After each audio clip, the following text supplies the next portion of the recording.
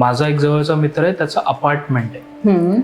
आता आम्ही काही वर्षापूर्वी त्यांनी ते बोलवले होते वास्तू आणि याच्या रिलेटेड लोक. त्यांनी सांगितलं की एक साईड जी आहे वास्तूची ही पूर्ण पॉझिटिव्ह आहे, बट एक साईड जी आहे ती नेगेटिव्ह दिसते. म्हणजे ती ज्या लेडी होत्या त्या एंटर पण करू शकत नव्हत्या त्या ह्याच्यात, असं त्यांनी सांगितलं. आणि तुम्ही आता ज्या गोष्टी सांगताय या एक्झॅक्ट गोष्टी त्यात होत्या. म्हणजे सतत आजारपण, त्याच्यानंतर घरातल्या स्त्रियांना भास होणं गेलेल्या व्यक्तींचे की ते तिथे आहेत किंवा मग बोलवत आहेत, आवाज ऐकू इथे पण नैऋत्येतलं पितृपद येतं ना. विवस्वान ही देवता जी आहे ती दक्षिणेत आहे.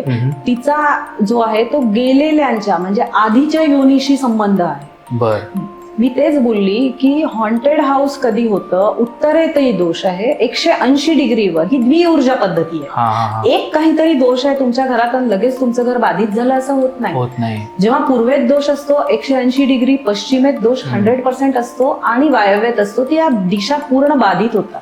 दिशा बाधित होणे म्हणजे तुमच्या घरातली इडा चंद्र नाडीचा प्रवाह जो क्लॉकवाईज आहे तो बिघडून तो अँटी क्लॉकवाईज होणे. ज्या वेळेला हे अँटी क्लॉकवाईज प्रवाह वाहू लागतात त्यावेळेला तुम्ही बोलले तशा गोष्टी होतात. आणि अर्धी बाजू पॉझिटिव्ह जाणवणे, अर्धी निगेटिव्ह जाणवणे.